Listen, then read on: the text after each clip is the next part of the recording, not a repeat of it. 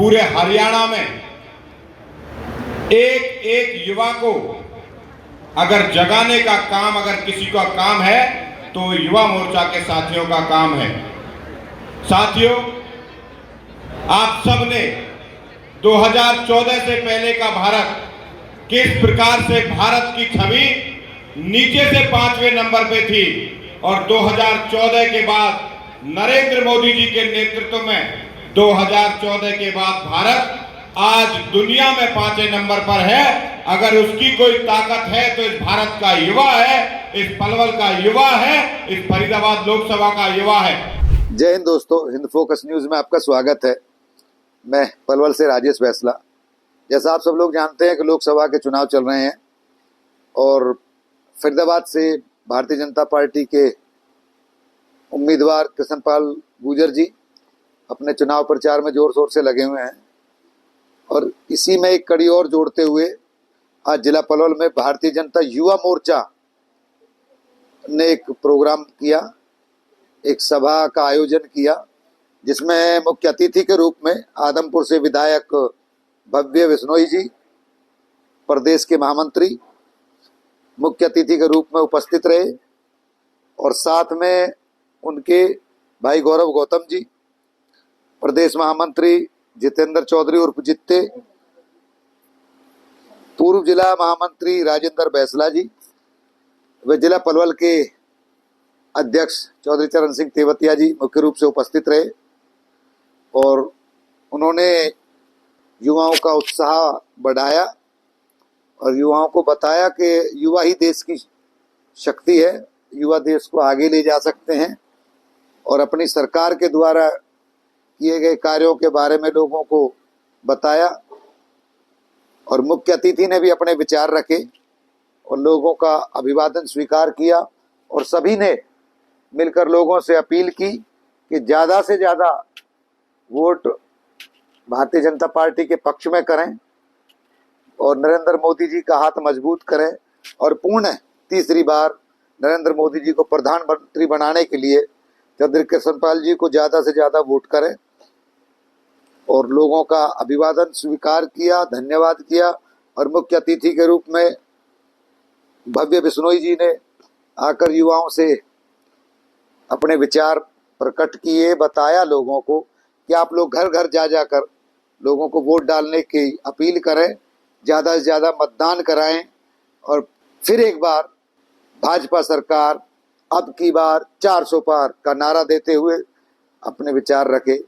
मैं Hind focus news के लिए पलवल से राजेश बैसला।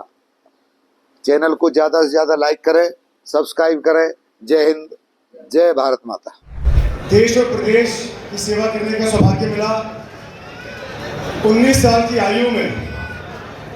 हमारे प्रदेश के लगभग 1 करोड़ के युवाओं की आवाज़ बनने का सौभाग्य मिला। मैं भाग्यशाली इसलिए भी हूँ कि मुझे विश्व की सबसे बड़ी और सबसे लोकप्रिय पार्टी भाजपा की युवा इकाई, जिसे पार्टी की रीढ़ की हड्डी मानी जाती है, जिसे पार्टी की शक्ति मानी जाती है, युवा मोर्चा एक ऐसा मोर्चा जिसने बड़े बड़े दिग्गजों को तैयार करने का काम किया है। स्वर्गीय प्रमोद महाजन जी, माननीय राजनाथ सिंह जी, माननीय जेपी नड्डा जी, माननीय शिवराज सिंह चौहान जी जैसी महान हस्तियों को निखारने का, तैयार करने का काम किया है। उसके प्रभारी के रूप में जो मुझे नियुक्त किया गया है, मैं भाग्यशाली हूँ। और एक ऐसे प्रदेश में जिसके नौजवानों ने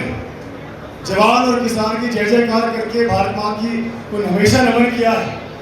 और प्रदेश में सामाजिक रूप से, राजनीतिक रूप से हमेशा ही सक्रिय भूमिका निभाई है। उस प्रदेश के युवा मोर्चा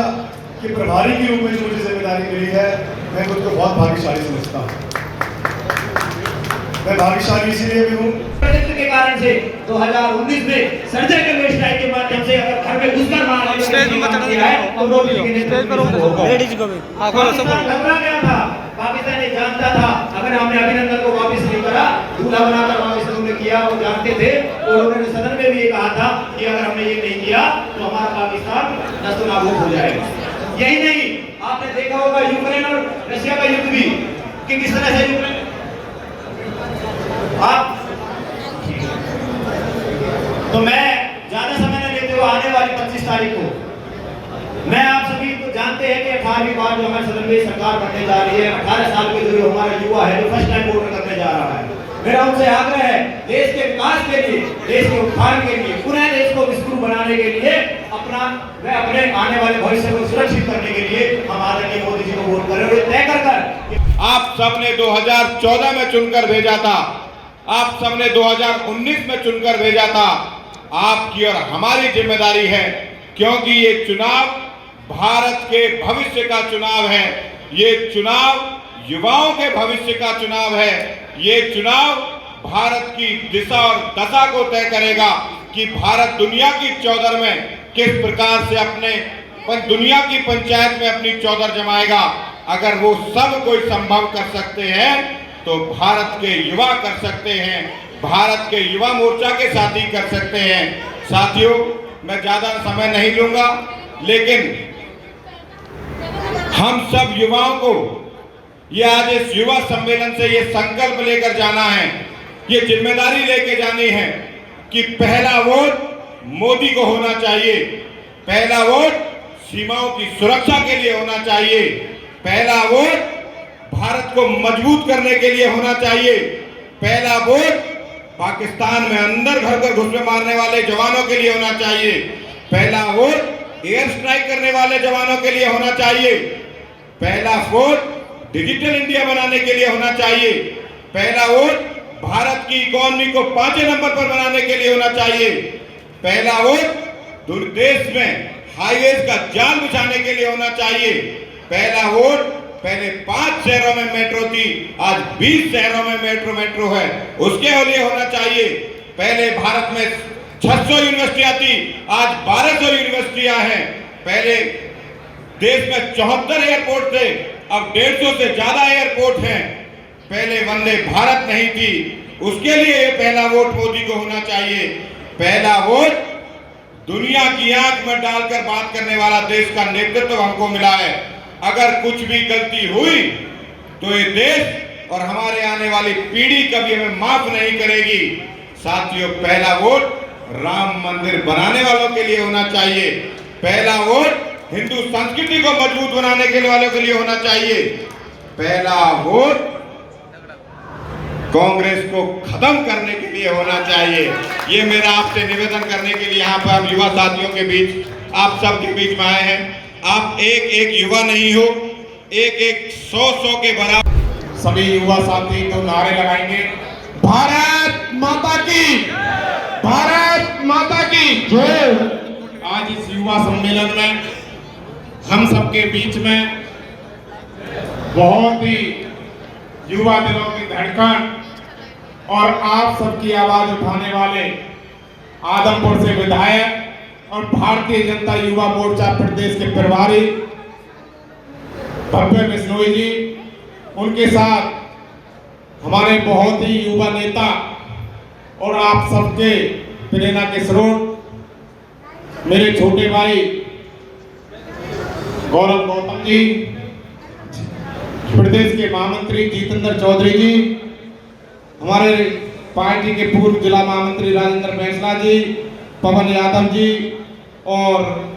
तो जब युवा आगे बढ़ता है तो देश भी आगे बढ़ता है। मैं आपको ये भी बताना चाहूंगा, क्योंकि मैंने भी युवा मोर्चा में मंडल अध्यक्ष की जिम्मेवारी से कार्य करना शुरू किया था और आज आप सबके बीच में भारतीय जनता पार्टी ने मुझे जो जिलाध्यक्ष की जिम्मेवारी दी और दोबारा से जिलाध्यक्ष भारतीय जनता पार्टी का बनाया, तो आप सभी युवाओं के बीच में से निकल करके मुझे एक बड़ी जिम्मेवारी दी। मैं भारतीय जनता पार्टी और शीर्ष नेतृत्व का भी धन्यवाद करता हूं। तो मैं साथियों से अनुरोध करता हूं कि ये चुनाव ये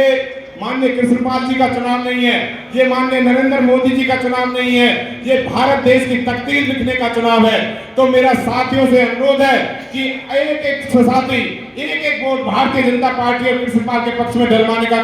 कार्य करें और सभी युवा साथी एक टोली बना करके, कोई भी क्षेत्र है, गांव है, शहर है, वार्ड है, एक अपनी टीम बनाए। मेरा अतुल बघेल जो हमारे